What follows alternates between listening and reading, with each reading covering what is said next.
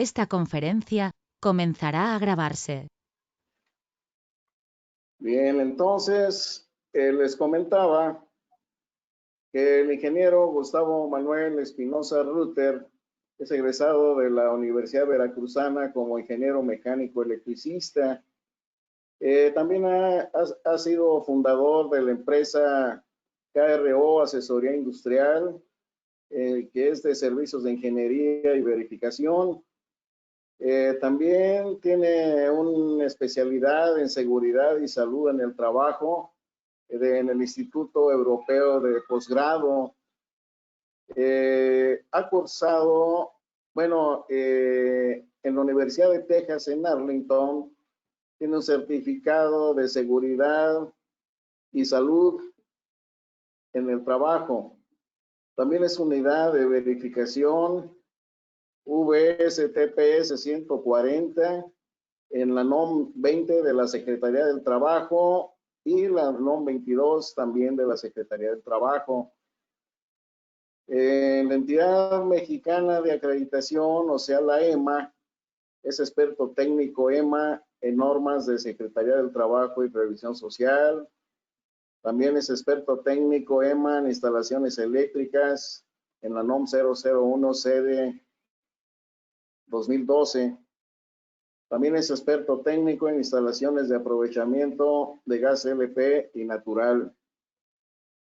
También es asociado y fundador de VSTPS Mexicana, la UMAC, y es secretario de esta organización actualmente para el bienio 2019-2022.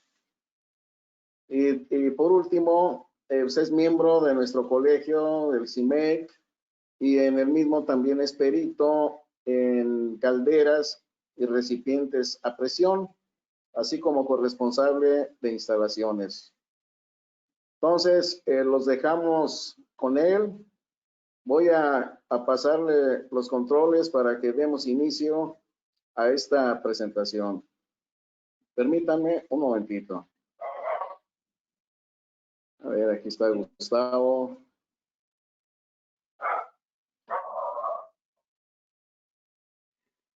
Ok. Gracias, maestro, muy amable. Ándale, Gustavo, pues aquí estaremos listos ya para escucharte. Adelante. Gracias, qué amable, muchas gracias a todos. Bienvenidos nuevamente. Pues nada más me confirman si se ve la página completa, porque luego a veces la comparto nada más parcialmente, entonces. Está bien, se ve bien. Se me pasó comentarles en lo que inicias, Gustavo, que nuestro moderador en esta ocasión va a ser el ingeniero Samuel Cardoso González, que es nuestro vicepresidente en el colegio. Entonces ahí tendrán oportunidad de hacerle las preguntas que sea conveniente para esta presentación. Adelante, Gustavo, perdón por la interrupción. No, gracias. Gracias a Samuel también por el apoyo. Muchas gracias a Samuel Cardoso que va a estar aquí apoyándonos. Bueno, pues vamos a comenzar.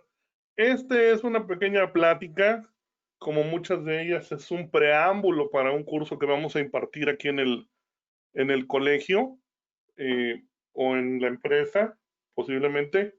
Entonces, vamos a hablar un poquito de todo, ¿no?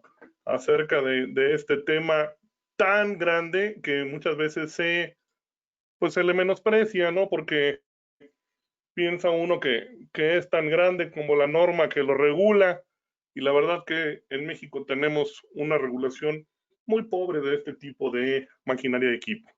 Bueno, vamos a hablar acerca de la normatividad y metodologías que aplican para identificar, evaluar y mitigar riesgos en la maquinaria de equipo, así también como los controles relacionados y su jerarquía de aplicación.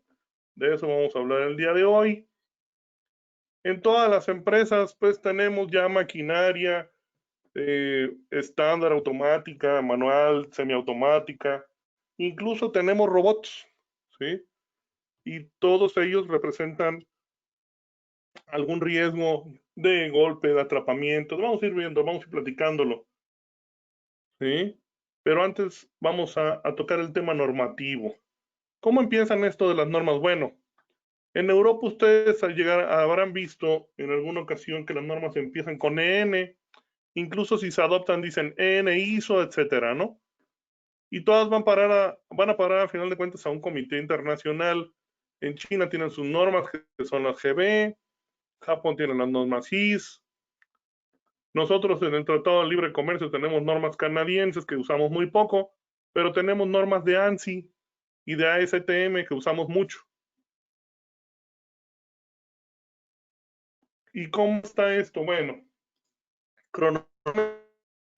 relacionado con la maquinaria y equipo, tenemos en los últimos 20, 25 años las siguientes normas. Tenemos una norma base, que es la IEC 61508, ya más adelante vamos a hablar qué alcance tiene. Posteriormente, en el 2003 salió una ISO 12100. En el 2006 tenemos la que muchos de ustedes conocen, la 13849-1 de ISO, que es muy empleada para poder usarla como referida para la referencia en el riesgo de maquinaria. Y a partir del 2010 tenemos otro par de normas, una actualización de la 12100 y una 13855. Pues vamos a ver de qué se trata esto. Tenemos a las normas agrupadas, categorizadas, digamos, en tipo A, tipo B y tipo C. Aquí la pirámide está al revés. Ahorita vamos a ver por qué. ¿Sí? Pero las normas que vamos a utilizar son estas de la categoría B. B1 y B2 son las más socorridas, las más utilizadas. Vamos a ir descubriéndolo por qué durante el webinar. Entre ellas vamos a hablar mucho de la ISO 3852, indispensable para esto, ¿no? Y también, pues,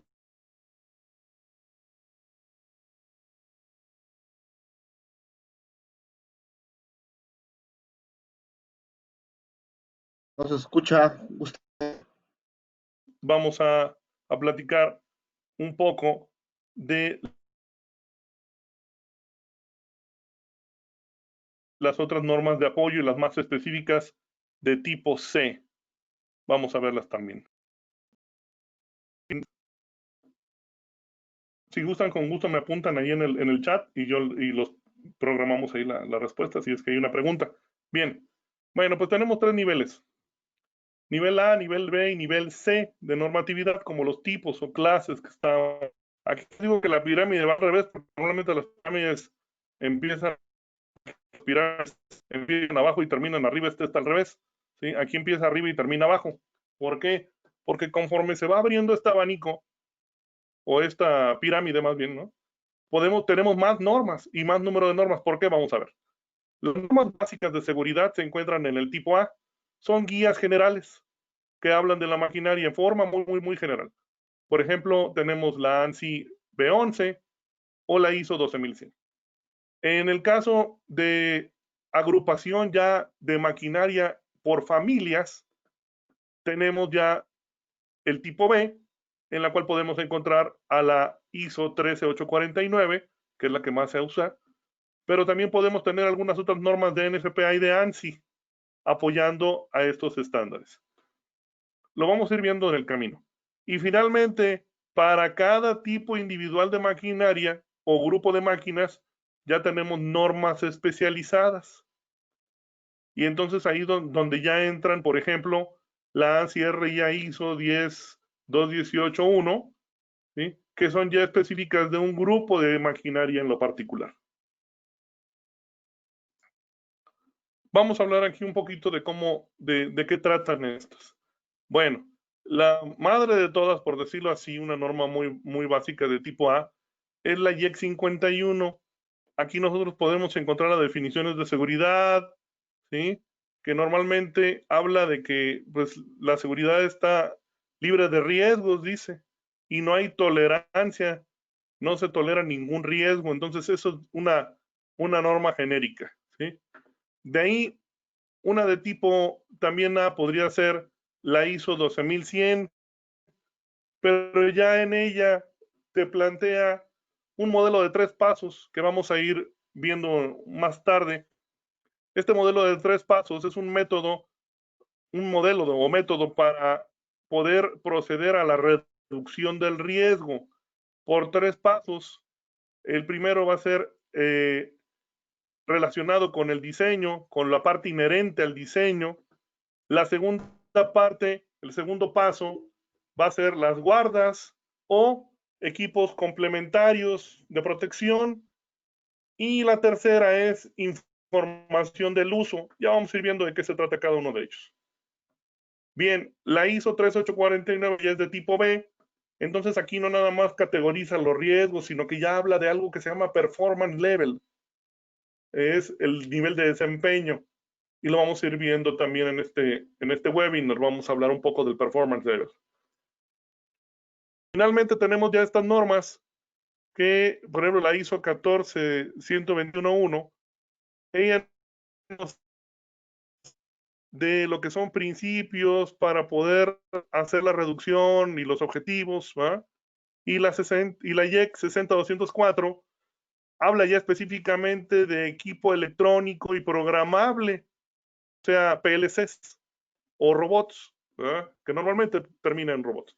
Bueno, ¿por qué sucede todo esto? ¿Por qué tenemos que recurrir a tanta norma y categorías y tipos? Bueno, pues tenemos que en la industria OSHA presenta cada año, en este caso puede ser la Organización Mundial del Trabajo, o puede ser también Internacional del Trabajo, o puede ser la Secretaría de Trabajo y Previsión Social, según sea el caso, unos más detallados que otros, pero normalmente a mí me gusta ver mucho OSHA porque OSHA tiene mucha información al día y aunque hay unas, por ejemplo, aquí podemos ver que una publicación de OSHA en un estado publica estos números y en otro estado son otros números, ¿no? Pero pues ahí van muy cercanos. Y si nosotros buscamos aquí Machine Guarding, está con 1,987 violaciones al código de OSHA, a la normatividad. Y si lo vemos en este cuadro, también está en el número 9 con 1,743, pues son números muy cercanos, ¿no? El último reporte de 2019 anual, ¿sí? Se publicó en un Congreso Nacional de Seguridad en San Diego en septiembre del año pasado. Y aquí tenemos los resultados. Tenemos, por un lado, las violaciones al código, pero ellos lo dividen en dos partes. Aquí está maquinaria, ¿verdad? Y estas son las violaciones serias, así le llaman ellos, ¿sí? Normalmente estas corresponden a omisiones del patrón, que el patrón no fue capaz de hacer un análisis o la evaluación de los riesgos, el patrón no fue proveedor del equipo de protección personal, etcétera, etcétera. Y de este lado están ahora el récord de violaciones, ¿verdad? Pero por incumplimientos a voluntad del trabajador, o sea, situaciones donde pues ya el trabajador está capacitado, está provisto de todo el equipo, etcétera. Entonces, ya por un mal comportamiento, él ya cayó en estas prácticas y por eso ellos clasifican, bueno, cuando es responsabilidad del patrón y cuando es responsabilidad del trabajador. Y para que vean que esto sí es cierto, se citaron también las violaciones más fuertes de todas y pues se llevó el premio a uno de estas empresas. Aquí está el empleador, Dowa THT America. Aquí está en su dirección. Se dedica al tratamiento de metales en caliente, ¿sí? Se hizo una inspección y estos señores pagaron $1,326,000, ¿sí? ¿Por qué? Pues por omisiones, ¿sí? Dice relacionadas con espacios confinados, caídas, guardas de maquinaria o protección contra maquinaria, protección respiratoria, exposición química y equipo eléctrico. Entonces, les fue en feria. Entonces, para que vean que esto sí es de veras en otros países, ¿no? ¿Cómo se le hace para poder, qué tratamiento se le da a estos riesgos? Bueno, una vez que entramos ya a un programa, pues necesitamos primero identificar, evaluar, muchas veces hacer un análisis previo, pero termina en evaluar, darle un tratamiento o implementar medidas y controlar. Eso es básicamente, ¿no? Ya si nos vamos a algo más específico, pues necesitamos una norma que nos guíe. Estos dos cuadros, el anterior y este, son genéricos, ¿sí? Para cualquier tipo de riesgo. Identifica los riesgos, haces tu evaluación, ¿sí? Haces tu rastreabilidad conforme a la mitigación y vas y vienes entre impactos, evaluación y rastreabilidad. Pasas al análisis, ¿sí? Donde priorizas cuáles son los que tienes que reducir. Y finalmente, bueno, terminas encerrado en este círculo de mitigar, planear, implementar y monitorear el proceso. Pero para ello hay normas específicas de esta industria, lo vamos a ver a continuación. Pero lo primero es que necesitamos abrir los ojos y ver qué riesgos tenemos, cuáles son los riesgos que vamos a estar observando. Normalmente pasamos a veces encima de ellos, vamos caminando y ya no los vemos. Estamos con lo que se llama ceguera industrial. ¿Qué necesitamos? Pues muchas veces recurrir a un especialista, tenemos que aceptarlo, no somos todólogos. Y el especialista pues va a ver con su ojo clínico dónde están tus problemas, dónde están tus posibles riesgos. Ahora bien, para que quede claro que es un riesgo, ¿no? Vamos a clarificarlo aquí, bueno, y que es un peligro, ¿no? Entonces, en este caso, pues aquí tenemos al peligro y no va a representar a un riesgo hasta que tengamos alguna posibilidad de que ese peligro nos haga daño, ¿no? Entonces, el peligro por sí solo no hace nada. Necesitamos involucrar ya en las posibilidades, las probabilidades, los niveles posibles de daño, etcétera, y empezamos a jugar con la estadística y con las probabilidades, y eso es lo que hacemos muchas veces en las normas, ¿no? Tomar algunos referentes y decir, bueno, ¿qué podría pasar? ¿Hasta dónde podría pasar? ¿Cómo podría pasar? Y eso depende de varios factores. Primero que nada, de la peligrosidad, depende de el nivel de daño que pueda hacer, depende de la frecuencia con la que tú te estés exponiendo, y finalmente con las posibilidades de que puedas evitarlo, ¿no? Ahora bien, la definición de seguridad, pues en la guía 51 dice estar libre de todo riesgo, ¿sí? Entonces, no maneja ninguna tolerancia. Sin embargo, bueno, ya se ha ido adaptando y entonces podríamos decir que podemos alcanzar la reducción de riesgo cuando éste se lleve a un nivel tolerable. Entonces, si tenemos todo el nivel de riesgo en este triángulo, ¿sí? Y lo reducimos a un nivel tolerable, podemos decir que tenemos un estado o una condición segura. Bien. Si hay alguna pregunta, pueden manejar en el chat con todo gusto. Bueno, vamos a ver en dónde tenemos los riesgos ahora, ya que nos queda claro. Pues en la operación, en la producción, hay riesgos en la administración, en la ingeniería, en el mantenimiento, ¿sí? Pero con la maquinaria normalmente tenemos estos, punzaduras, cortaduras, fracturas, ¿sí? Atrapamientos, impactos, quemaduras, ¿sí? Machucones, daños químicos, daño eléctrico, por arco, por choque, ¿sí? ¿Y dónde se encuentran? Bueno, mira, pues aquí están las máquinas donde se encuentran. Normalmente tenemos un atrapamiento con estos puntos en estas bridas giratorias o con estos, bueno, con estos tornillos, ¿verdad? De las bridas, o bien también con estos opresores o las cuñas, ¿verdad? Ahí podemos tener el atrapamiento. ¿Dónde podemos tener atrapamiento también? Entre poleas, en la parte interna, es muy común, en los sprockets, en los engranes de cadena, ¿sí? También entre engranes, entre rodillos, es peligrosísimo, entre bandas, entre correderas o cremalleras y piñones. Yo siempre les digo que no me crean, que vean las evidencias. Vamos a ver algo.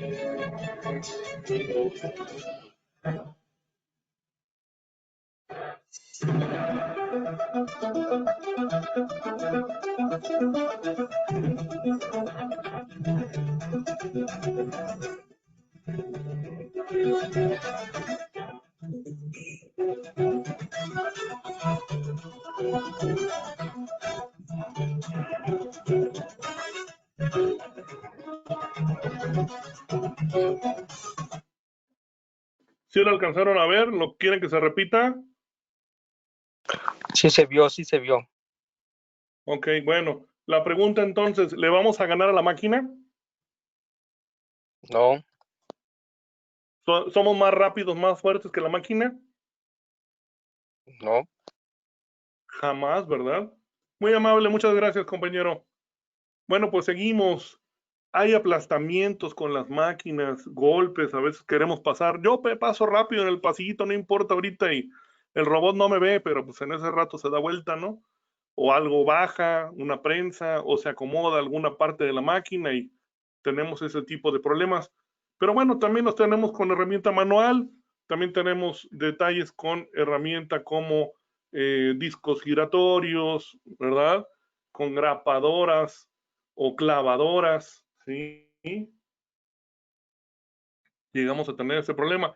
Y pues nos queremos pasar de listos y aquí están los resultados. Nada más les pido una disculpa porque el video sí está un poquito fuerte, pero pues vamos a aguantarlo.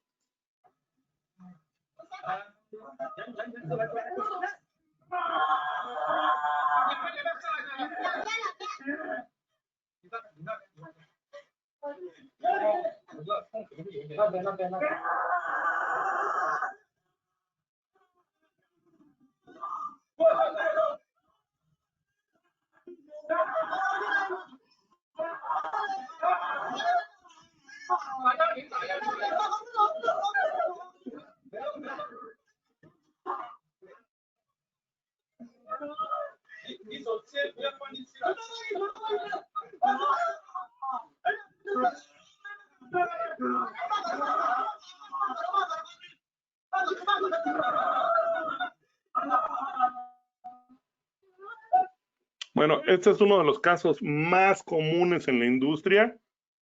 Infortunadamente le toca a los más jóvenes. ¿Por qué será? A ver, ayúdenme, participen. ¿Por qué le toca a los más jóvenes? Porque son muy atrabancados. Son muy atrabancados, dice el Inge. Bien, ¿qué más? ¿Cuál podría ser otra razón? Son muy Falta de curiosos, ¿no? concentración. También, pero ahí, ¿quién es el responsable? No digamos culpable, ¿verdad? Pero ¿quién es el responsable? Supervisión. El supervisor. Su patrón, ¿verdad? Inmediato, ¿no? El supervisor. Tú al momento de ser supervisor ya eres patrón. Eso quiero que les quede muy claro. Ante la legislación aquí en México y en Estados Unidos, en esto estamos muy en concordancia, en sincronía, ¿verdad? Cualquier persona que tenga una responsabilidad delegada se le denomina patrón. Entonces, si tú eres el chavo que estás operando esta máquina, tu patrón inmediato es tu supervisor. Él debió de haberte capacitado, él debió de haberte puesto una guarda, algo que te dijera, no puedes, cuando se trabe la máquina, párala y me llamas, etcétera, ¿no? Bueno, pues de eso se trata todo este show. ¿Qué más hay dentro de los riesgos? Pues no nada más esos. Tenemos también riesgos eléctricos, como en este caso, yo creo que el chico va a perder la mano, no soy médico, pero podría caer en una amputación. También hay riesgos químicos, cortaduras, daños en los ojos, muchas veces caen virutas, por ejemplo, cuando hay máquinas que troquelan, saltan las virutas, los pedacitos, y un pedazo microscópico es capaz de vaciar el cristalino y te quedas ciego, ¿no? Bueno, ahora vamos a ver qué tanto es tantito. ¿Cómo se categorizan los riesgos? ¿Hay riesgos chiquitos, medianos, grandes? Sí, sí los hay, pero hay una metodología, mira. ¿Dónde está esta metodología? Aquí te voy a manejar una metodología genérica, ¿sí? Aquí dice que primero necesitas hacer una identificación de los límites. ¿Qué son los límites? Bueno, ahorita vamos a hablar de ello. Identificar los riesgos, hacer la evaluación inicial del riesgo, y luego te vas a reducir los riesgos que puedas reducir o mitigar. Más adelante vamos a ver de qué alternativas hay, ¿sí? Hay un riesgo residual que siempre o en la mayor parte de las veces va a quedar, y luego decir, bueno, vamos a evaluar esto, el riesgo residual es aceptable, y entonces si llegamos a ese nivel de seguridad donde el riesgo se haya hecho lo suficientemente pequeño, ya alcanzamos el nivel de seguridad que hablamos hace rato. ¿Se acuerdan el triángulo verde que se hacía chiquito? Bueno, pues esa es la idea.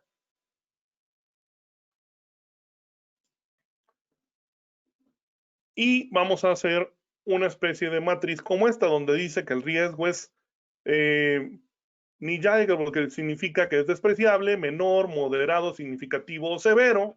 Entonces, el semáforo aquí nos indica que no debemos estar en la parte roja, ¿verdad?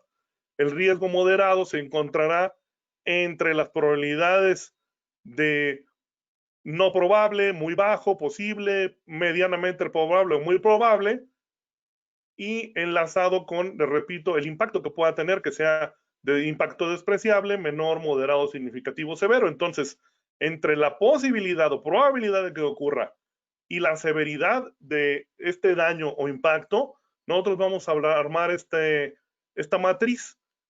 Si nosotros nos quedamos siempre con verdes, significa que hemos reducido el riesgo a un nivel tolerable, aceptable, ¿sí? ¿Cómo hacemos eso? Bueno, vamos a ver. Hay más herramientas. Necesitamos platicar un poquito de la jerarquía de controles antes de entrar de lleno a esto. ¿Y cuál es la jerarquía de controles? Bueno, ANSI Z10 tiene esta jerarquía de controles, donde dice que el más efectivo es el de arriba y el menos efectivo es el de abajo. Eliminar es el más efectivo.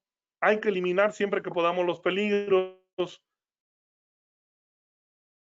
Sustituir ese peligro por otro más pequeño, o sustituirnos a nosotros como humanos por algo que pueda hacer la tarea, sería ideal. Después no se puede hacer la primera y la segunda, bueno, pues nos vamos con controles de ingeniería, y eso significa aislar, pero aislar no de aislamiento eléctrico, sino separar a las personas. Recuerden que vienen dos palabras, entonces una significa aislado eléctrico y otra significa separado. Hay que tener mucho cuidado, luego nos llegamos a confundir. Bueno, después no pudimos hacer la eliminación y la sustitución y el control, pues control es administrativo, entonces necesitas personas que trabajen de alto nivel, muy bien calificadas, y dice cambiar el camino. Bueno, ¿por qué? Porque le vas a dar un procedimiento específico para poder administrar esa tarea. Finalmente, la última alternativa, cuando tú le pones equipo de protección al personal, ¿qué estás haciendo? Necesito que me contesten.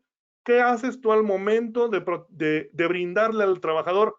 Aquí está tu equipo para protegerte tus pies y tu cabeza, por ejemplo. ¿Qué estamos haciendo allí? Disminuyes el daño en caso de una lesión. Pero estamos de acuerdo, Inge, Hay un que compromiso. la lesión sí, pero la lesión será inminente o las probabilidades son muy altas. Y eso significa que al colocarte un equipo de protección personal, ya estás administrando el riesgo. Si me pongo guantes aislantes, es porque existe la probabilidad de que me electrocute. ¿Sí? Si me pongo calzado con casquillo, es porque existe una alta probabilidad de que me caiga una pieza pesada en el pie. Entonces, esta es la última alternativa. Por eso dice aquí, menos efectivo. Lo más efectivo sería eliminarlo. ¿Cómo lo hacemos? Vamos a ver aquí adelante. Aquí tenemos una tarea. No sé si se alcanza a ver bien, pero la tarea viene ahí un trabajador y está señalando un material que pues es como una mina o algo que tiene que escarbar, ¿no? Su peligro, esa es la tarea. Su peligro sería que al escarbar, pues se caiga el material, se derrumbe, ¿verdad? Y entonces el riesgo va a ser que él quede en ese colapso del material, que quede atrapado, que quede aplastado por el material, ¿verdad? Esa es la forma en la cual identificamos rápidamente una tarea, el peligro del derrumbe y el riesgo de quedar atrapado por el derrumbe. ¿Qué medidas vamos a aplicar? Aquí fácil. Primero dice aquí eliminación, entonces pues lo vamos a dinamitar o vamos a colocar algún explosivo, nos quedamos a distancia y no pasa nada. Retiramos el material en cuestión. Ese sería el primero. Entonces ya no estamos nosotros haciendo la excavación, ¿verdad? La otra sustitución dice aquí un robot, pero bueno, citamos un robot, pero puede ser una maquinaria, ¿no? Y una maquinaria que nosotros controlemos remotamente, esa es la sustitución. La ingeniería aquí sería, bueno, apuntalar, ¿sí? Separando esas cargas por barreras mecánicas o guardas, ¿sí? Y entonces nosotros necesitamos que la ingeniería pues, nos ayude a calcularlas, ¿no? El otro escalón hacia abajo pues sería la administración con procedimientos, prácticas que ya conozcas, advertencias y el personal muy bien capacitado, calificado, no se diga certificado para la tarea. Finalmente, la que no quisiéramos agarrar, la menos efectiva, pues le das un casco y unas botas y la bendición, ¿no? Entonces aquí estás administrando el riesgo. Es más probable que pase algo aquí en este último escalón. Bueno, para la maquinaria, ¿cómo lo hacemos? Igual, eliminar o sustituir, ingeniería, pero aquí sustituir o eliminar van juntos. Y aquí dice eliminar la interacción en el proceso de los humanos, eliminar los puntos de pinchamiento, de corte, automatizar la carga o manejo de materiales. ¿Sí? Para ingenierías, paros de emergencia, bardas, interlocks, sensores de presencia, controles de dos manos, por ahí lo decías hace rato, ¿verdad? ¿Sí? Advertencias, luces, alarmas, estrobos, beepers, controles por PLC, pintura restrictiva en el piso, sirenas, advertencias y de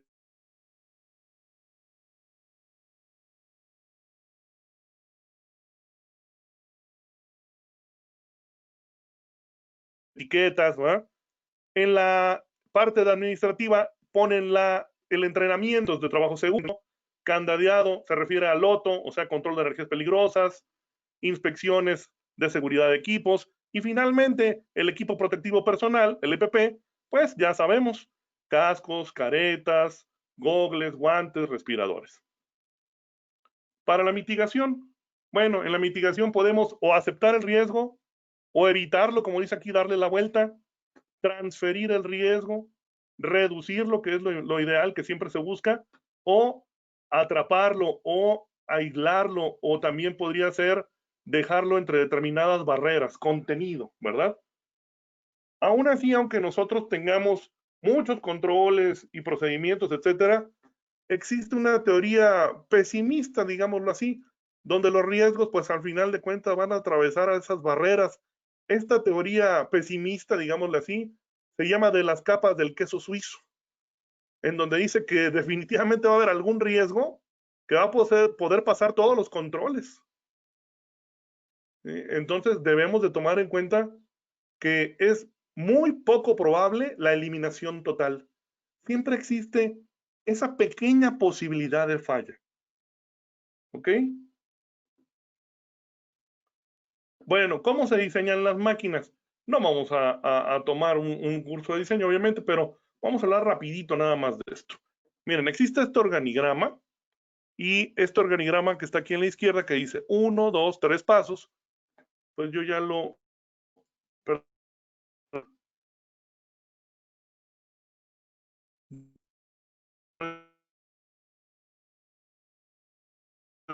Ya lo puse aquí. Este está en la otra hoja. Bueno, ¿cómo comienza? Se determina y se ve la aplicación de las normas categoría A, B o C, según sea el caso. Vamos a platicar un poco más de ello. Se hace el primer evaluación de riesgo, se documenta, se ve cuál es el estándar que aplica y termina este proceso. Ahora, la 2 es la evaluación ya formal, determinas límites de maquinaria, vamos a ver de qué se trata, identificas los riesgos que quedan, haces una estimación, haces una evaluación, y entonces ya finalmente ves si puedes reducir o no el riesgo. Eso hacen los fabricantes, eso no está la hacha de nosotros, pero tenemos que conocerlo. Finalmente, en la etapa 3, a veces llega una máquina que tenemos que adaptar, por eso sí es importante conocer esta tercera etapa. Aquí en esta tercera etapa debemos de tomar el método de los 3 pasos que vamos a explicar a continuación. El método de los 3 pasos, aquí nada más se los voy a mencionar. El primero es reducir los riesgos inherentes del diseño. Vamos a ver de qué se trata eso. Después, reducir con guardas o implementar equipo y medidas protectivas complementarias. Y finalmente, la reducción por la información. ¿Y cómo es la reducción del riesgo por la información? Por programas de capacitación, formularios, etiquetas de advertencia, capacitación específica, procedimientos, formatos, etc. Vamos entonces a abordar primero el tema de nuevamente, el tema de los niveles de las normas. Les decía yo hace rato que un estándar tipo A es un estándar general aplicable a todo el universo de productos y sistemas. Un estándar tipo B ve los aspectos de seguridad de muchos productos por familia o por sistema. Y finalmente, el estándar tipo C ve los aspectos de seguridad, pero ya en productos o sistemas, pero ya en forma específica. Nuevamente vemos la pirámide de aplicación de las normas, pero ahora ya más específico basado en la guía 51 de ISO, ¿sí? Donde están las normas de tipo A, y aquí habla de riesgos eléctricos y riesgos no eléctricos. Aquí ya hace un parteaguas. Después se ve lo que es los grupos de normas tipo B, que ya va por familias, y aquí dice interlocks, guardas, sistemas de seguridad, relacionado con controles, sistemas por distancia, paros de emergencia, etcétera, controles de 2 manos, controles de presión, etcétera. Entonces, esto ya está por familias, ¿sí? Y finalmente, ya esto habla, los tipos C, aquí no aparecen porque son muchísimas, pero aquí son específicamente de determinado producto. ¿Cómo es eso? Bueno, ahorita lo vamos a ver. En el tipo A, vean que el universo es todo. Todas las normas pueden basarse en una tipo A como requerimientos genéricos de seguridad. Ahora, si tú quieres ver un estándar tipo B, bueno, ya vas a verlo relacionado con el tipo o familia de maquinaria, ya sean maquinarias de tipo industrial, prensas mecánicas, prensas hidráulicas, maquinaria y herramienta, etcétera. Ya cuando tú quieres ver, oye, es que yo necesito un estándar de seguridad para una máquina de inyección, de moldeo por inyección, ok, entonces ya necesitas consultar una tipo C, que será la N201. O si me dices, oye, yo quiero ver prensas hidráulicas, tienes que ver la N693. ¿Ok? Entonces, esa es la jerarquía de aplicación de una norma universal de maquinaria contra una norma que va por familia y ya para una norma específica. Ahí les encargo los micrófonos, por favor. Gracias. Bien, ahora seguimos.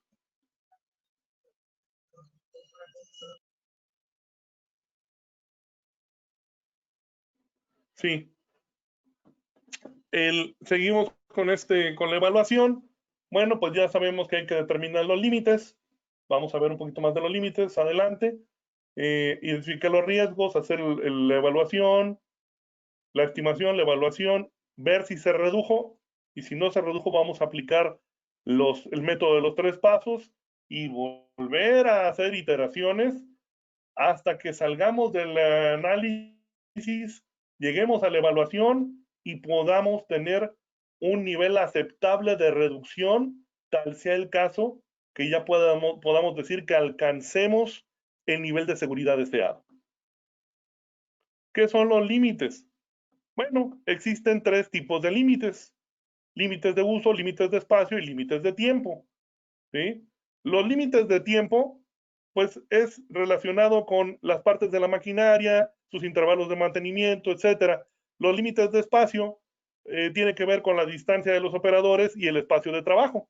Eso está muy entendible, ¿no? Pero los límites de uso tienen que ver con aquellas situaciones con las que se desea que se utilice la máquina dentro de ciertos parámetros, o más bien que se destine la máquina para el propósito y las condiciones de uso para la que fue diseñada. Muchas veces hacemos adecuaciones sin consultar al fabricante. Entonces, de eso hablan los límites de uso. Si una máquina fue diseñada para trabajar a determinada presión y determinadas revoluciones, señor, déjela así. ¿Sí? Si nosotros empezamos a variar, a pedirle más a la maquinaria, estamos pasando los límites de uso. Oye, Entonces Gus, repetimos, límites de uso. una ¿Sí? pregunta aquí de alguien, dice Antonio Catalán Díaz, una consulta, en una oficina donde existen computadoras, impresoras, proyector, ¿aplica esta norma? Ya que un inspector me comentaba que aplicaba la norma. Ay, bueno, pues depende del tamaño de la impresora, ¿no? Si la impresora le va a causar un daño como el del pobre chino, pues entonces sí, la impresora no le va a lastimar en lo absoluto y no hay por qué, pues, meterle mano o electrocutarse o quemarse ahí con la impresora. Habría que hacer una evaluación. Precisamente para eso estamos viendo esto. Es lo que, es lo que debe de quedar muy claro, porque la norma nada más te pide 2 cosas. La norma, estamos hablando de la NOM 004 STPS 1999, una norma muy antigua ya, ¿sí? No se ha actualizado y solamente te pide que evalúes los riesgos y que trates al personal y a la maquinaria conforme a esos riesgos, nada más. O sea, no te dice más. Entonces queda muy abierta, ¿no? Queda muy abierta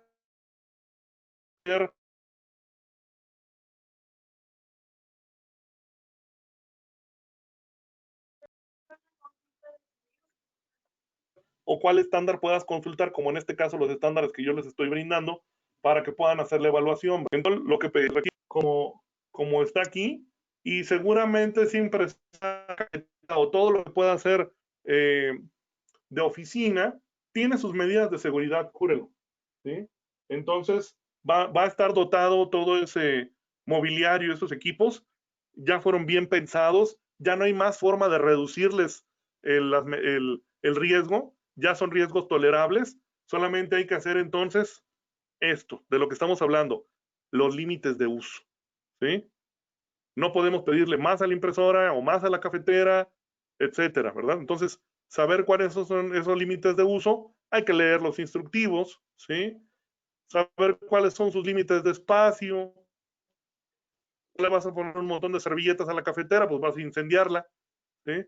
Y los límites de tiempo, poder estar conectada todo el día, poder estar conectado un ratito, cómo nos podemos, sí, capacitar, como dice Maribel, muy bien, gracias Maribel, a hacérselo conocer a los trabajadores. Incluso me tocó ver en varias empresas ya, las perillas de las puertas, todas tienen un icono que dice peligro de atrapamiento. ¿Por qué? Porque ya más de alguno en la oficina se ha atrapado los dedos con la perilla de la puerta, ¿no? Entonces, le adviertes, en la perilla le ponen la etiqueta y dice peligro de atrapamiento. De inicio tú lo ves así como algo que parece exagerado, ¿no? Pero es muy importante hacérselo saber. La cafetera puede tener a un lado, o si lo permite la cafetera, alguna etiqueta que soporte la temperatura, superficie caliente. No sé si sepan del caso de una señora que en Estados Unidos demandó a una cafetera de esas, a una cafetería de esas conocidas, que porque la señora se quemó con el café porque se lo dieron caliente, pero la señora dice que no sabía que estaba caliente porque no había una advertencia y la señora ganó una demanda millonaria. Bueno, pues a partir de ahí en esas cafeterías, ahora te dan el café y dice superficie caliente, cuidado, precaución. Digo, no vayas a ver que ignores que el café es caliente, ¿verdad? Aunque ahora ya se vende café frío también. Dicen que fue en McDonald's, no fue en Starbucks, pero bueno, ya lo dejamos. Gustavo. Adelante. Sí, Gustavo, ahí por ejemplo, con el ejemplo que pones de la perilla de la puerta, ahí yo tengo como que un conflicto. Ahí sería tema, de algún mal diseño como tal, porque digo, pues una perilla, pues en teoría tendría que estar diseñada para que no pasara eso, ¿no? Sé cómo lo podríamos manejar. Mira, ahí te va. Me tocó verlo en una compañía que llegó a contratar muchísima gente y tuvo que rentar trailers, oficinas trailers de esas móviles. Todas esas oficinas no son propiamente como para habitarlas así en forma permanente, ¿no? Entonces, pues los riesgos están minimizados, pero ya cuando estás todos los días habitando una oficina de esas, 300 y tantos días al año, etcétera, esas puertas vienen muy reducidas en espacio porque son más pequeñas que las puertas convencionales. Entonces las chapas vienen muy pegadas al marco y ha habido mucho atrapamiento.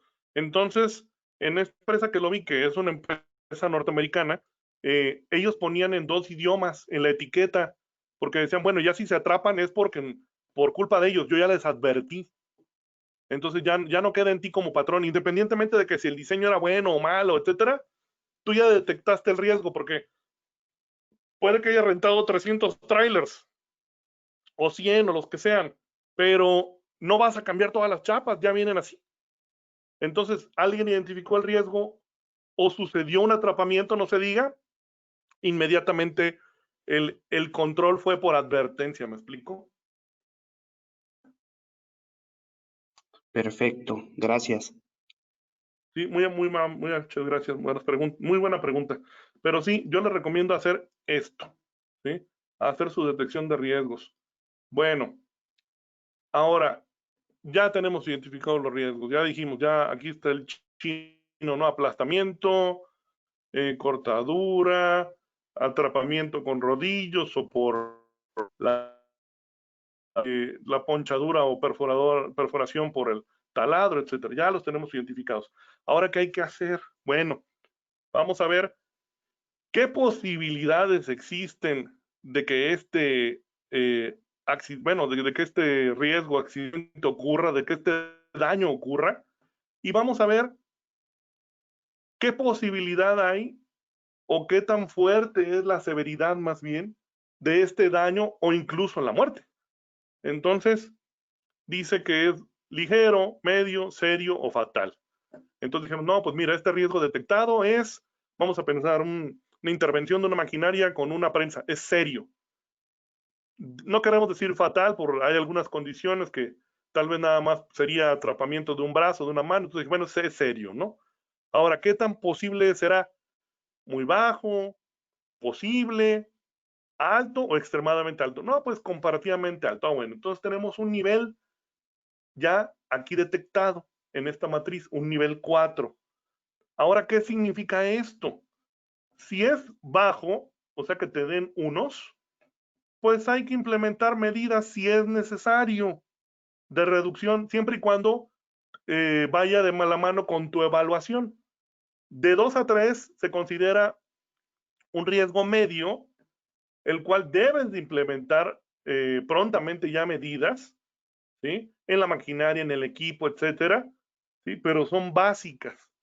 Si te toca 4 o 5, ya estás en un riesgo alto con una prioridad muy alta y entonces tus medidas deben de ser implementadas no prontamente, inmediatamente.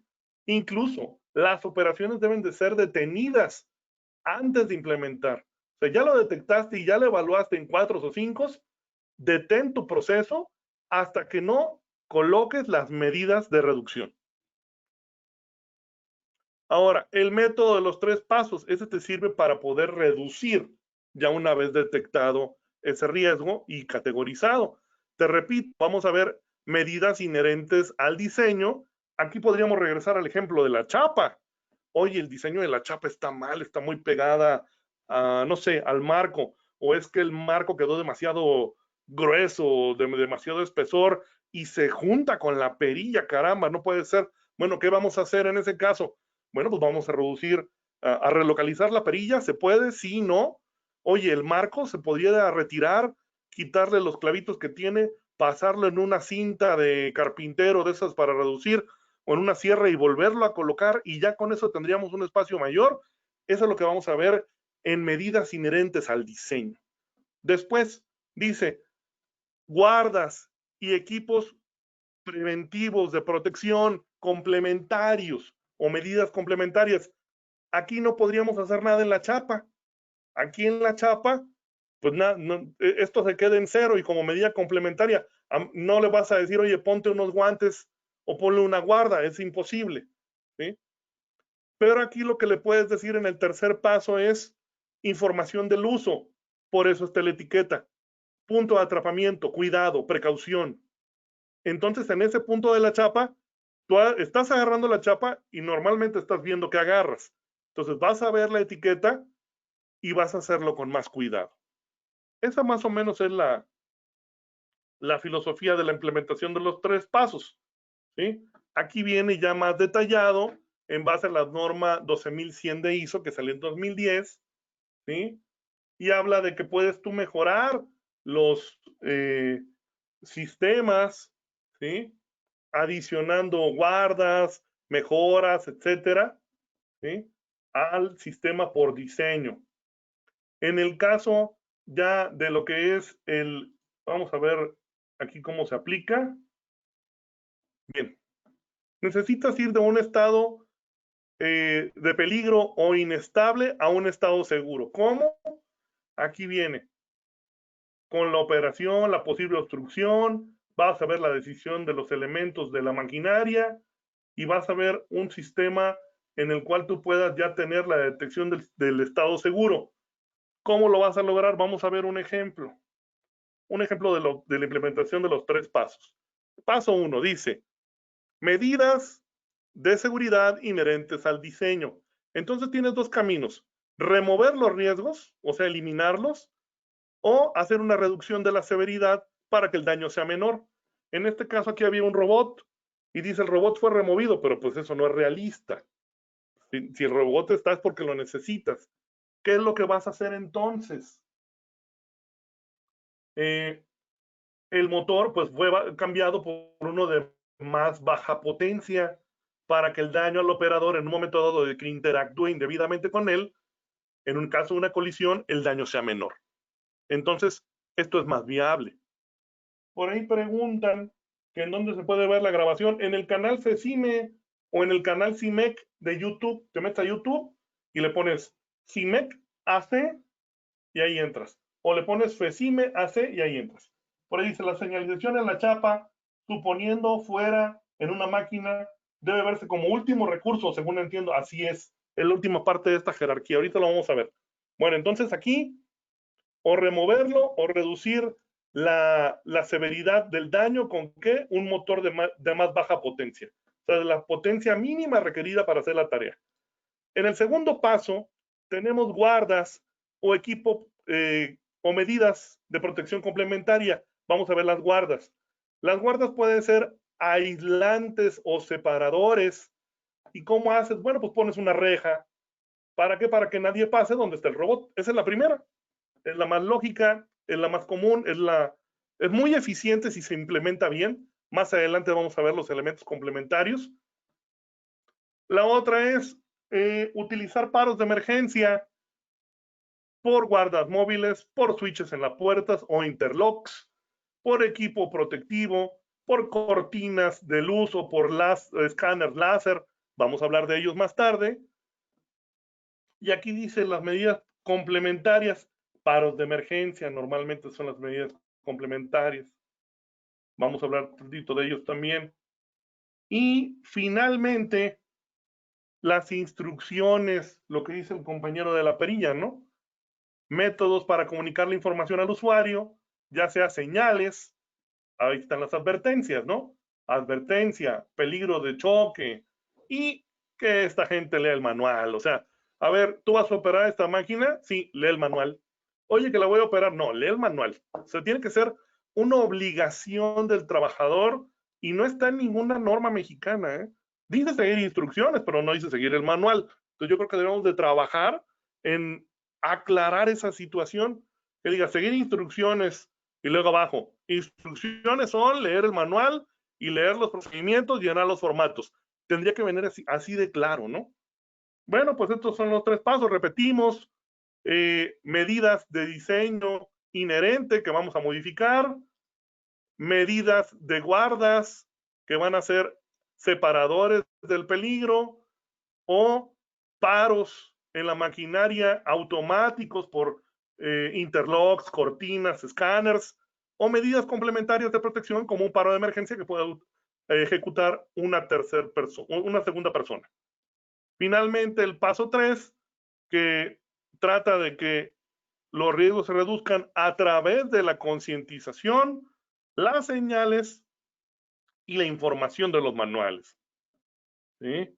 Sin embargo, estos símbolos indican que existe un riesgo residual presente, ¿verdad?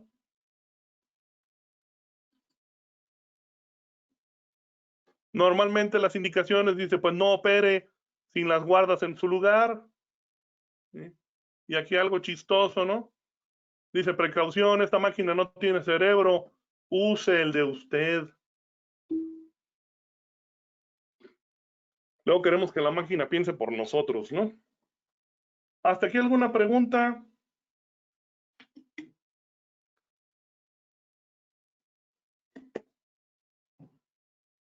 Bueno, si no, ahí nos seguimos. Vamos a ver cómo trabaja el último paso de información. Debe de ser relacionado con la máquina, razonado para situaciones relacionadas con el comportamiento humano.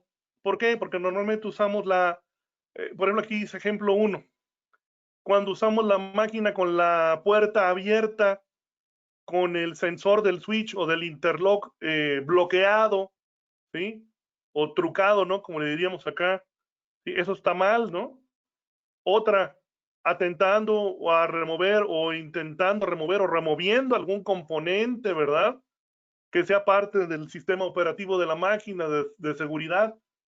Entonces, esas son situaciones que, pues, son, es donde nosotros perdemos el razonamiento, ¿verdad? O sea, no pensamos en las consecuencias, pero lo hacemos. Y finalmente, pues, utilizar el paro de emergencia, ¿sí? Para reducir los daños cuando algo está en proceso o algo esté iniciado indebidamente. Seguridad funcional, bueno, este ya es otro brinco, ¿eh? Por eso salió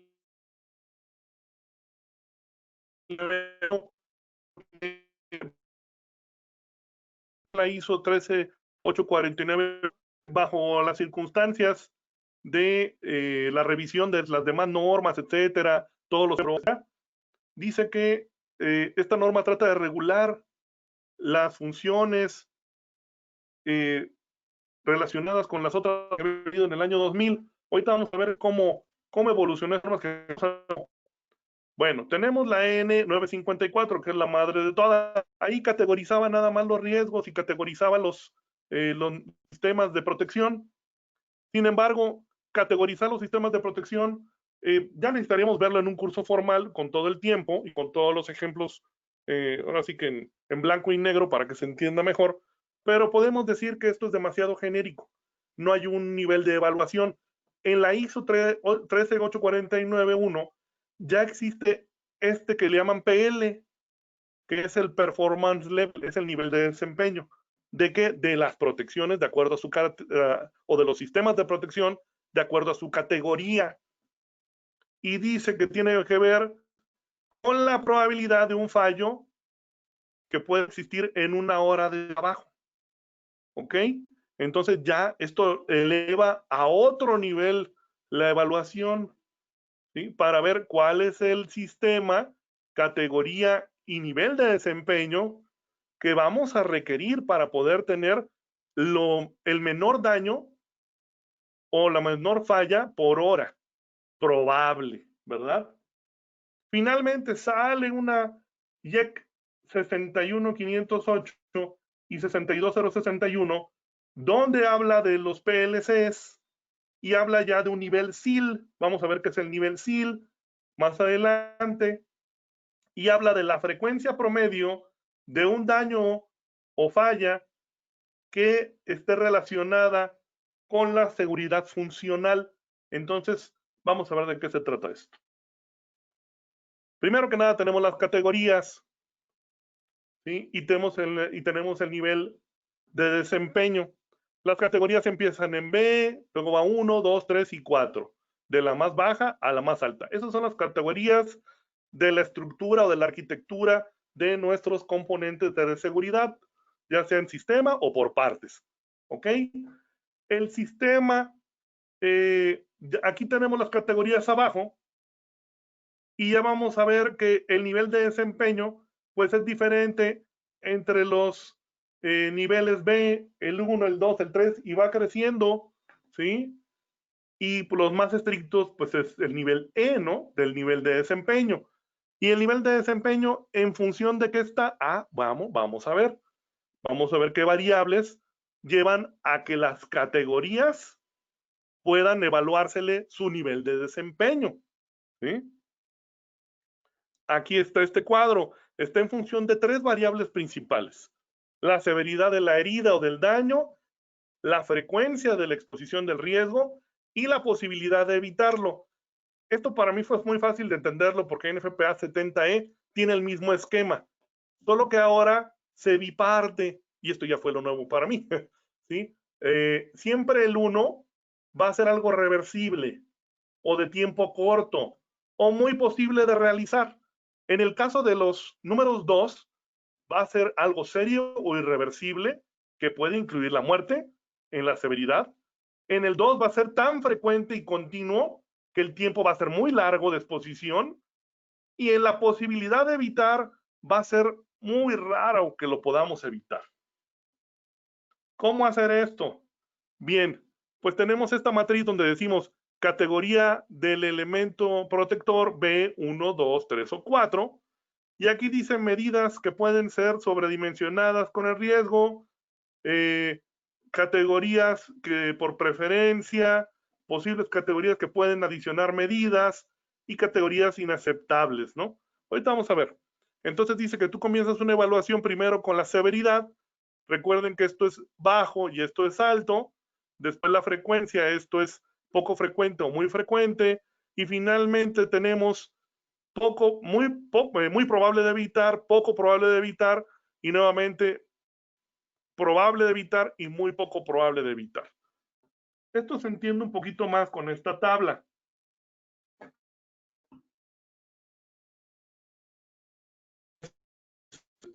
Categoría C.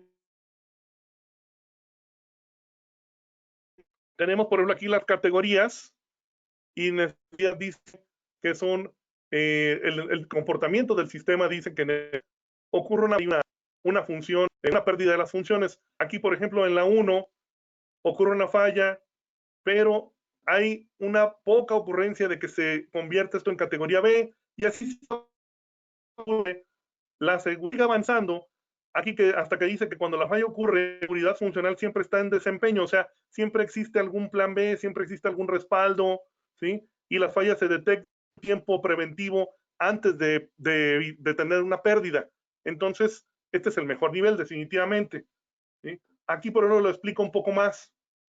Dice que en el caso 1, ¿sí?, podemos tener cortocircuito, por separación, etcétera. En el caso 2, reducir la probabilidad de fallas. En el caso 3, orientar en el modo de falla para prevenir esa falla en un momento dado.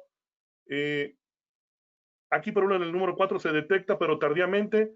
Y aquí en el 5, pues ya tomas una medida donde la puedes manejar. Por ejemplo, dice colocar la puesta a tierra. Entonces, ya este es un nivel de protección adicional a lo que ya tienes. Pero vamos a poner un ejemplo más fácil, ¿no? Para que se entienda bien. El nivel de desempeño, bueno, aquí en el nivel de desempeño, acuérdense que hay un dato que dice falla probable por hora. Entonces, esta falla peligrosa por hora, en un día dice que tienes estos parámetros del 1 milésima a 1 centésima, en el B tienes de 300 milésimas a 1 milésima y así. Entonces el nivel E es donde existe una menor probabilidad de falla por hora. ¿Cómo se llega a esta conclusión? Bueno, tienes tus categorías nuevamente y vas a hacer una evaluación del nivel de desempeño, nuevamente en función de la severidad, la frecuencia y la probabilidad de evitar el daño. Aquí tenemos un ejemplo un poquito más claro, donde dice, por ejemplo, empezamos con la severidad y lo tomas como algo grave, ¿no? Después te vas a una frecuencia baja, en este caso, rara, y una posibilidad de evitar lo probable. Y ya con conseguir este caminito de selección, pues tú ya tienes que tu nivel de desempeño es C. Ah, bueno, entonces, ¿qué es C? Vamos a ver, nos regresamos. C dice que puedes tener una falla en una hora con una probabilidad de 1/10 milésima a 3/10 milésimas. Eso es lo que puedes tener de probabilidad de falla. ¿En función a qué? A las categorías que ya tenemos acá. Categoría B, 1, 2, 3 o 4. En este caso nos dio C. Entonces nos vamos a encontrar en este, ya sea, puede ser categoría 1, que sería muy raro elegirlo, pero tenemos una 2 o mejor una categoría 3. Entonces, para este nivel de desempeño requerido, con la categoría 3 nosotros ya podemos cumplir. Pero bueno, el nivel de desempeño tiene más parámetros. Involucra la categoría del equipo, que repetimos es B, que es muy básica, 1, 2, 3 o 4 la más estricta, y también involucra estos 3 parámetros. Dice que este es el diagnóstico de cobertura. Entonces, este diagnóstico de cobertura habla de cómo ha sido evaluado o evaluado el sistema, alto, medio, bajo, en efectividad. Después tenemos otro parámetro que significa el tiempo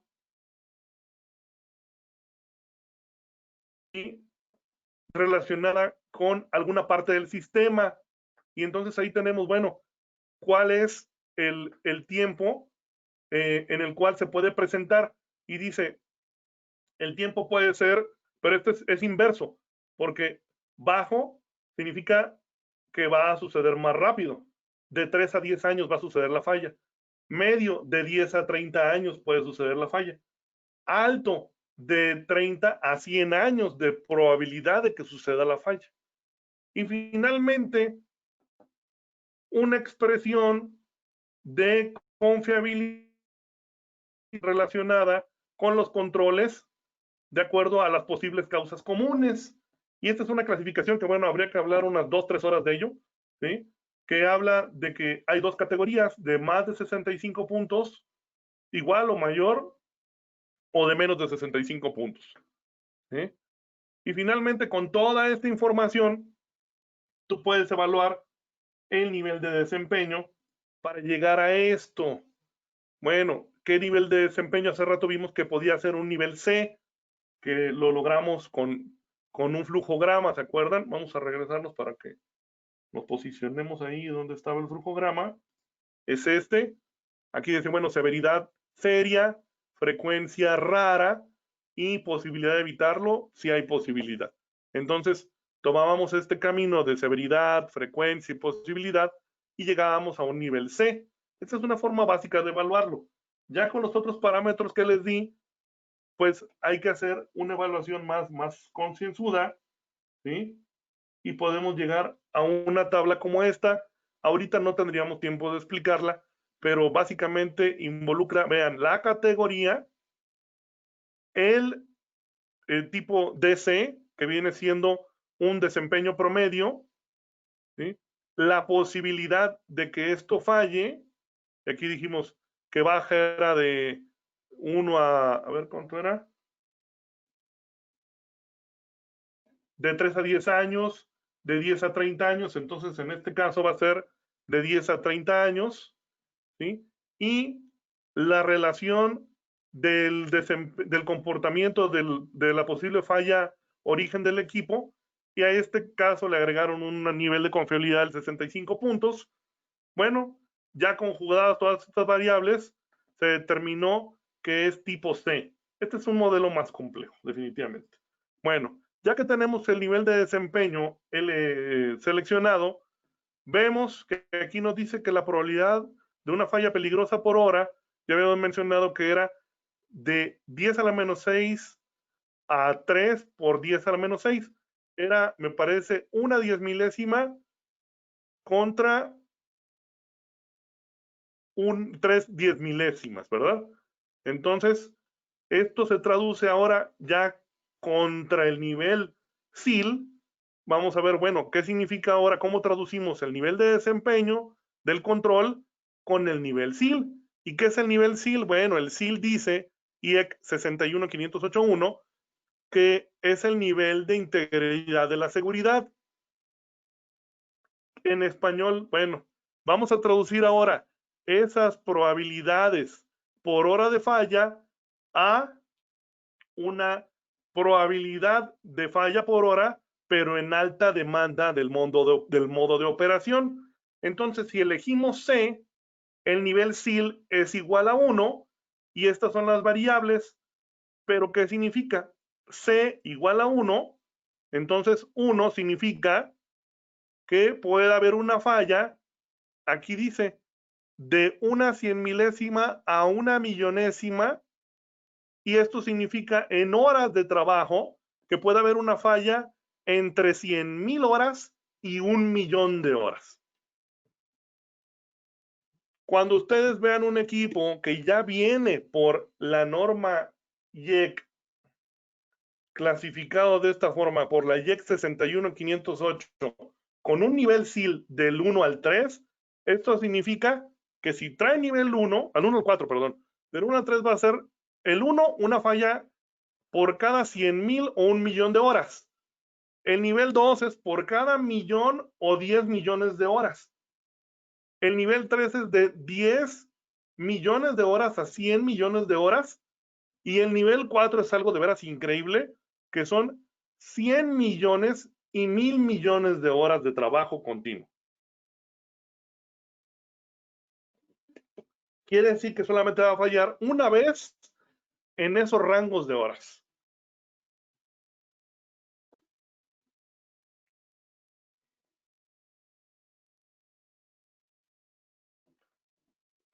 Bueno, vamos a ver algo relacionado rápido con, ya para como último tema, lo que es la separación y distancia de una zona y el nivel de espacio que pueda haber en las. Dice que para un dedo se consideran 4 milímetros, para una punta de dedo 4 milímetros, para un dedo 6, para un brazo 20 milímetros, etc. ¿Cómo está esto? Bueno, hay unas ecuaciones para distancia paralela y perpendicular que maneja la ISO 13855, y aquí viene la fórmula. Lamentablemente ya no hay tiempo para poder explicarlo, pero involucra el tiempo requerido de la maquinaria en la cual la maquinaria se detiene totalmente, la distancia de penetración de nuestra mano, de nuestro dedo, de nuestro brazo, ¿sí? Y la distancia que es la que nosotros vamos a seleccionar, a la cual tiene que estar la cortina. Esto es una cortina láser o cortina de rayos infrarrojos, ¿ok? Entonces, para calcular de acuerdo a la velocidad de esta máquina, la velocidad de penetración, la distancia en la cual vamos a penetrar la maquinaria y a la cual se debe de colocar la barrera o la cortina, bueno, de eso se trata esta distancia que nos ofrece el cálculo ISO 13855. Para manos, para brazos, etcétera, dependiendo también aquí dice un dato, usando la cortina GL R60H. Este es un modelo estandarizado. Dice que la distancia es de 25 milímetros entre láser y láser, y tiene 60 ejes de láser o de luz, ¿sí? Para poder detectar el dedo, el brazo, la mano, etcétera, ¿no? Bueno, de aquí existen diferentes formas de evaluarlo. Ya les dije, distancia horizontal, paralela, y existe también otra metodología para ver lo relacionado con los detectores láser, ¿sí? Bueno, ya para terminar, vamos a ver algunos controles básicos que ofrece OSHA. OSHA trata en sus controles, o incluye en sus controles, principalmente guardas, interlocks, sensores de presencia, compuertas, controles de 2 manos y el entrenamiento del empleado, que es indispensable. De aquí pues tenemos varios ejemplos. Tenemos las guardas comunes, que ya todos conocen, cercas perimetrales, guardas específicas con interlock para algunas maquinarias, ¿sí? De aquí las podemos ver. Esto pues, casi todo el mundo lo ha visto, ¿sí? Pero también existen paros relacionados con algunas máquinas manuales que ya, o de banco, que inclusive ya traen sensores muy avanzados o interlocks muy avanzados. Aquí vamos a ver. Some think that just hitting a piece of metal within the wood will automatically trigger the saw stop break, and that's not true. If you're touching that metal when it hits the blade, your signal could get transferred to the blade and initiate the braking. For this first cut, I have the bypass mode engaged. Because I'm not touching part of the nail, we can cut right through it, and the bypass mode doesn't detect anything. This time the full braking system is on, and we'll cut through the nail again. If the bypass mode is right, nothing will happen. And we go right through, nothing happened. I wasn't touching the nails, the saw. ¿Sí se ve bien? ¿Se escucha?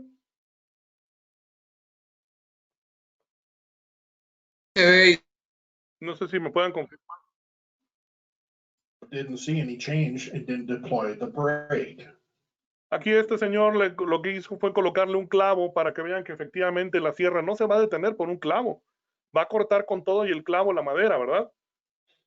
Okay, here's the sausage thing. We've got the bypass mode on so I can run the sausage into the blade even though I'm touching it and nothing happened. And the lights are flashing. Bueno, hay unas máquinas que tienen un sistema que le llama bypass de seguridad. Si el bypass de seguridad está colocado, pues no va a tener el sensor especial para poder parar cuando uno aproxime el dedo. Por eso ponen lo de la salchicha, ¿no? Pero aunque sea de las nuevas, Daniel, fíjate que debes de tener activado el sistema. Si no lo tienes activado, te vas a cortar. Hay que tener cuidado.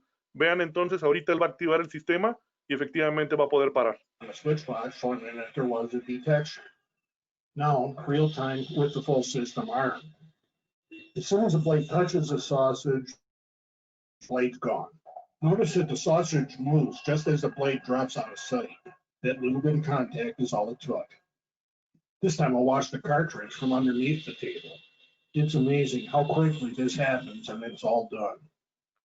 Now, prácticamente lo que tiene este sistema es un freno donde la sierra se va a atascar en esta parte que tiene, ustedes la van a poder ver mejor, que tiene estos puntitos, precisamente es para lograr el enfriamiento del material. La sierra va a atravesar esta aleación de aluminio con la que se va a atorar. No es un motor que pare inmediatamente porque eso no existe. Entonces es un freno donde va a haber una pieza de sacrificio. Cada vez que ustedes detengan la sierra, van a dañar esta pieza, ¿eh? Hay que tener cuidado.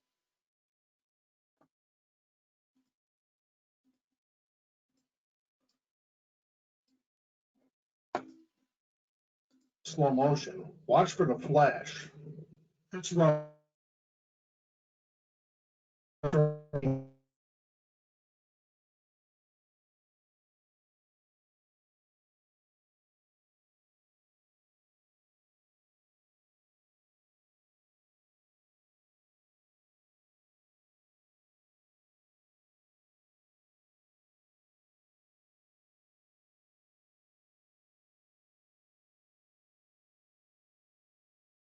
Como que se detuvo el video.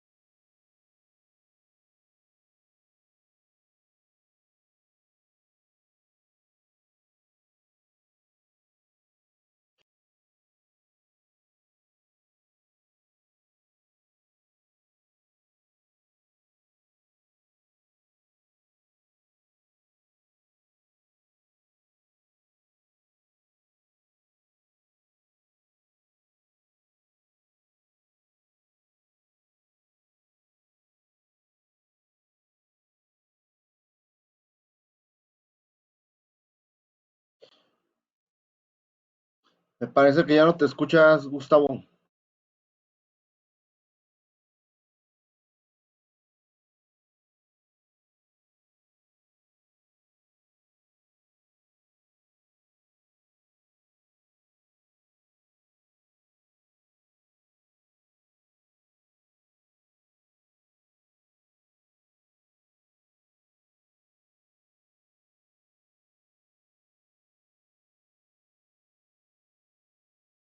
And this is what the switch box looks like after the brake has been deployed.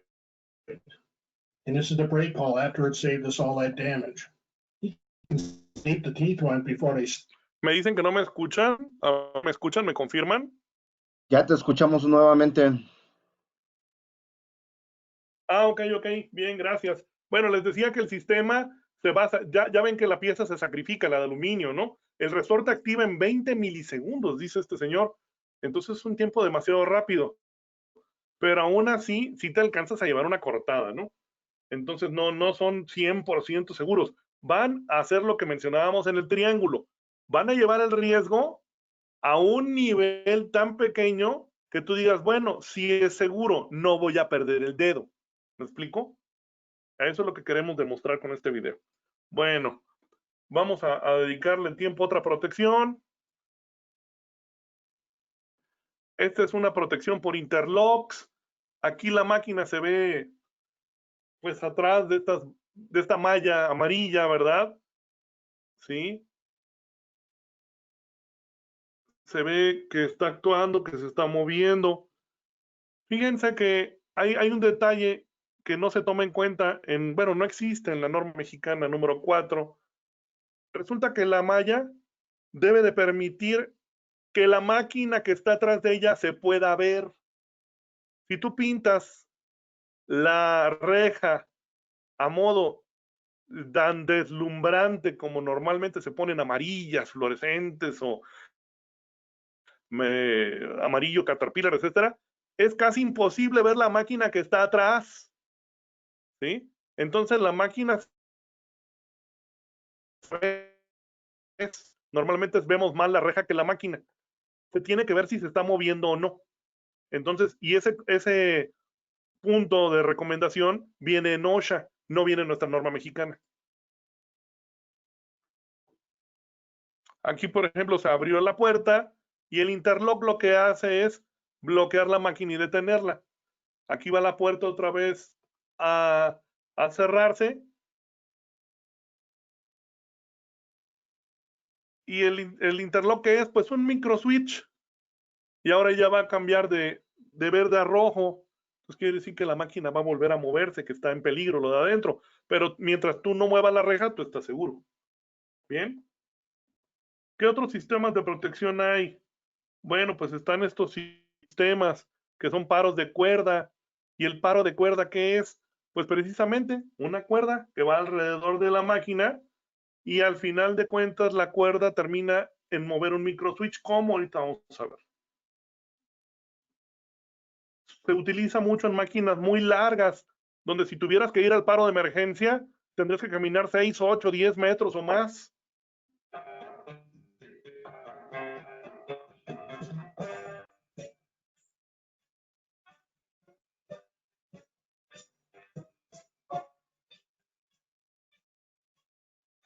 ¿Ven la cuerda de color rojo?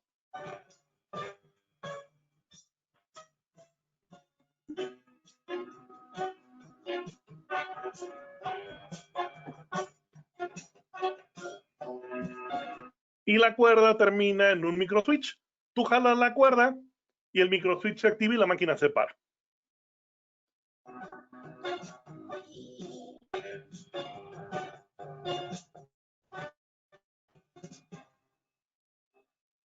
Bueno, tenemos cortinas infrarrojas o de láseres, ¿sí? ¿Qué es lo que hacen estas? Bueno, pues depende de lo que vayas a querer proteger. Hay hasta programables, detectan inclusive, traen un modo que se llama modo muting. El modo muting, así a grandes rasgos, permite que pase una caja, una pieza, un accesorio, pero en el momento en que pasa tu dedo, tu mano, tu brazo, la maquinaria se detiene. O sea, permite que pasen objetos, pero no partes de la persona, ¿no? Esto es lo que hace la cortina, permite que pase el objeto, en este caso la lámina, la placa que va a troquelarse, permite que pase la caja, aquí lo estamos viendo, pero no permite que pase la mano. En el momento en que la pasa la mano o el dedo, la máquina del robot se detiene, ¿sí? Entonces son selectivas, ¿sí? Aquí, por ejemplo, no, metió este muchacho las manos, es lo que debió haber tenido el chino, ¿no? ¿Sí? Algo similar. Aquí, por ejemplo, va a pasar el pellet o el empaque o lo que sea, pero no podría pasar una persona. En el momento que se aproxima una persona o empieza a pasar, la banda se detiene y el robot que está del otro lado se detiene. Pues tienen también desventajas, ¿no? Dice que un 26% de estos elementos se daña con agua o con impactos, son muy susceptibles a dañarse, pueden perder el alineamiento, pero ya las más nuevas tienen un nivel de absorción de alineamiento fenomenal, tienen algún porcentaje de error, pero como toda la cosa electrónica cada vez va evolucionando más y su tiempo de entrega dice que es largo, pero bueno, cada vez hay más proveedores, entonces yo creo que todo esto, todas estas desventajas se pueden ir puliendo, pueden irse eliminando, ¿no?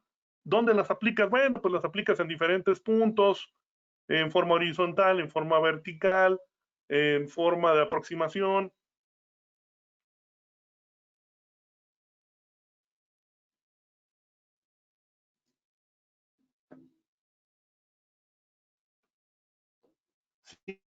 Sí,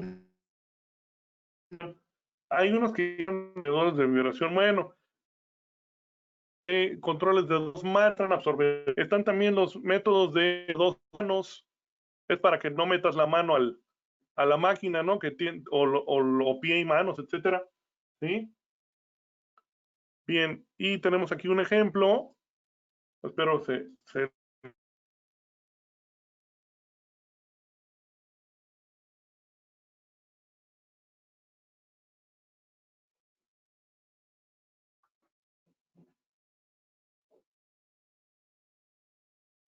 control.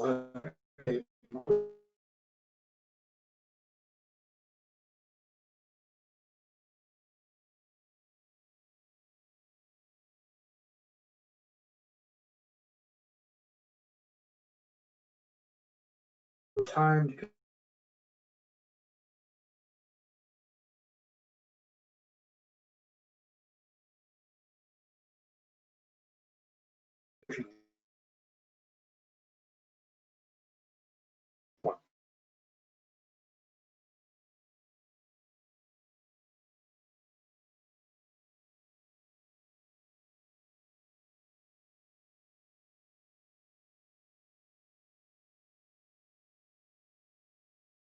Otra vez no te escuchamos y el video como que no se pasa. feature that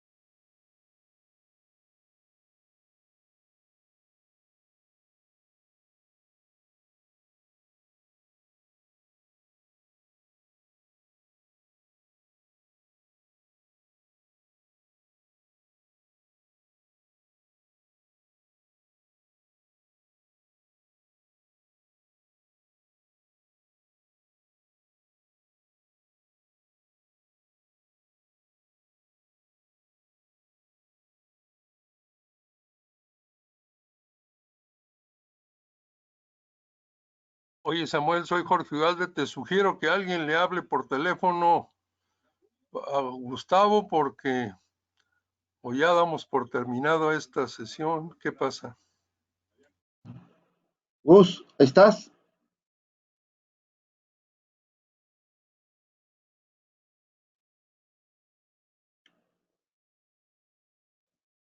Gus. Sí, ¿me pueden confirmar si me escuchan? Mira, cuando proyectas un video, se corta la presentación. Sí, Entonces, sí, lo que pasa es que tengo muy mal ancho de banda. Ahorita me conecté en mi celular. No sé si me escuchan mejor. Sí, ya te escuchamos, pero yo creo que omitimos los videos. ¿Cómo ves? Sí, sí, ya nada más faltaba uno. Ok, bueno. No sé si hay alguna pregunta, alguna duda. Falta todavía un poquito nada más de ver. Si la pueden colocar ahí en el chat. Espero que haya escuchado claro todo lo demás. Sí, hasta los videos, todo iba perfecto. Ok, bien.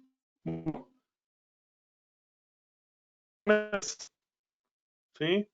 Y estos escáneres, vamos a ver si logramos ver este video. Este es el último.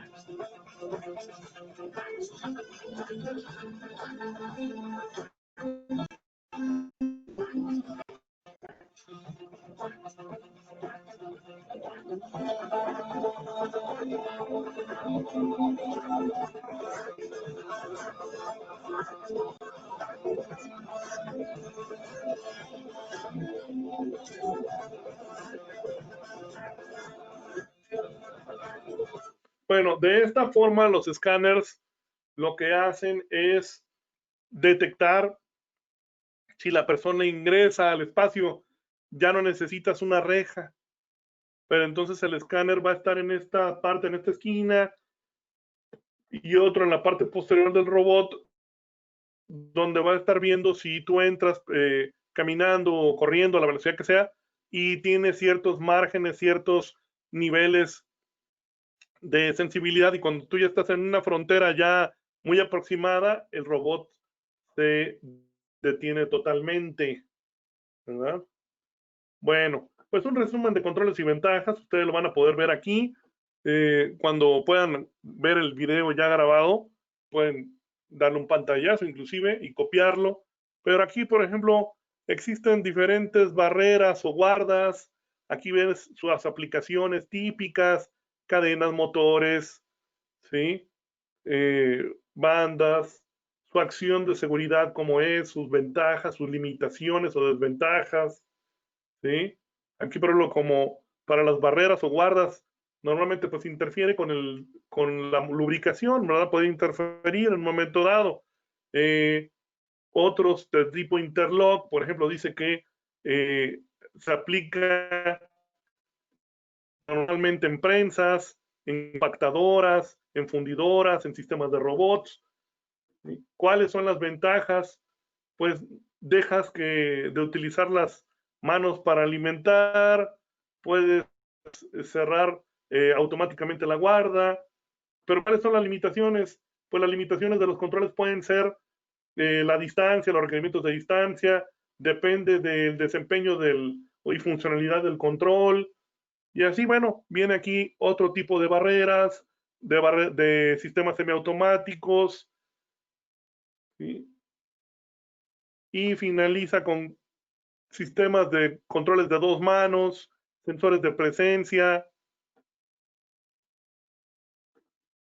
y más adelante habla de lo que son sistemas de limitación de movimiento de las máquinas.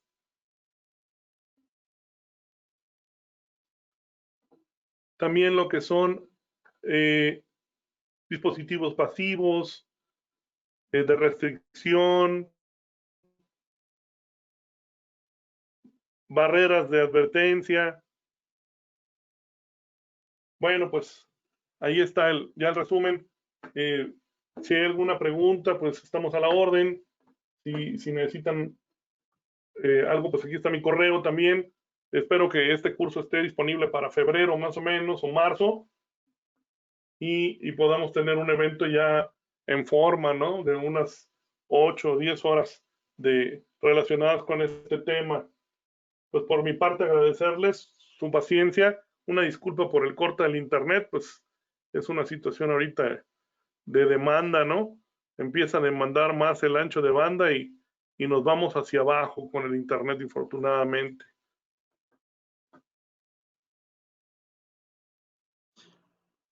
Yo sí te quería hacer una consulta por ahí. Ya ves que para los procesos, ahorita vimos la seguridad o riesgos en maquinaria y equipo. Para los procesos ya industriales complejos, existen otras metodologías de análisis de riesgos como el What If y el HAZOP, ¿verdad? Y ahí es donde aplicarían los sistemas instrumentados de seguridad. ¿Sí es cierto eso? Sí, mira, existe una norma que se llama NOM 028 de la Secretaría de Trabajo y Previsión Social que trata de la seguridad de los procesos. Yo espero que para el círculo de estudios de, no sé, de enero, febrero tal vez, podamos brindar con un colega o con otros dos más, tal vez sería un pequeño foro para hablar de esa norma, porque es una norma muy amplia. En esa, pues sí, efectivamente, entre otras cosas, hay que determinar el riesgo. Es de una forma similar, pero en lugar de analizar una máquina, ahora evalúas todo un proceso, ¿sí? Y para iniciar necesitas tener la evaluación, previo a la evaluación necesitas, así barato, un diagrama de flujo de proceso y un diagrama de tubería e instrumentación. Ya con base a eso, entonces ya empezamos a ver qué metodología le toca. Y hay diferentes tipos de metodologías con diferentes sensibilidades, ¿no? Está el WARIF, está el LOPA, no todas aplican en el mismo punto del tiempo, del proceso. Hay unas metodologías que aplican al inicio en el diseño, en la construcción. Hay otras metodologías que son para la operación, ¿verdad? Entonces, ahí ya empieza a abrirse el abanico de las posibilidades de lo que son los diferentes tipos de metodologías. Para industria petroquímica, por ejemplo, está el API-RBI, ¿sí?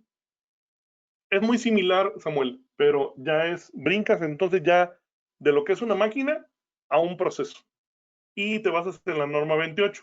Y ya después de la norma 28 vamos a descubrir ahí que hay, aparte de los diagramas, la evaluación del riesgo, etcétera, está el control de cambios, la actualización de los planos, la integridad mecánica, que es una evaluación periódica que hay que hacer para ver, por ejemplo, si tenemos un sistema de refrigeración con acumulación de amoníaco, por ejemplo, que las tuberías se tienen que evaluar cada año, cada 2 años con ultrasonido, ver sus espesores remanentes, la capacidad de presiones máximas que van quedando año con año o en forma bianual, etcétera, y hacer un control de cambios, ¿no?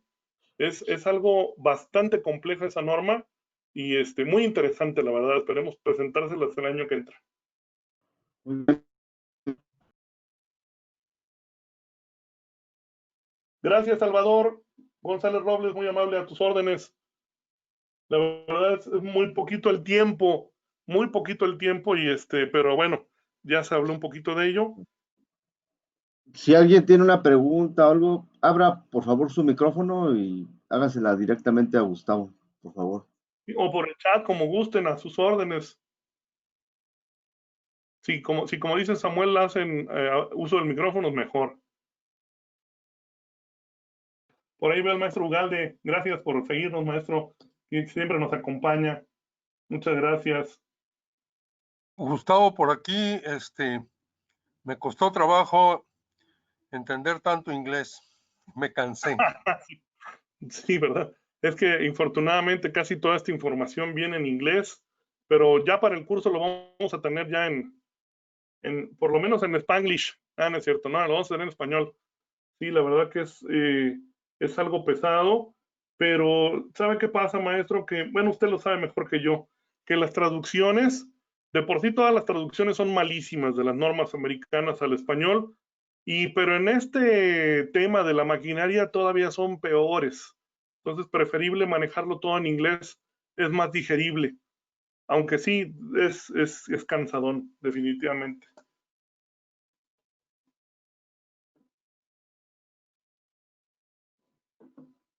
Gracias, Samuel. Gracias, Carlos, a tus órdenes.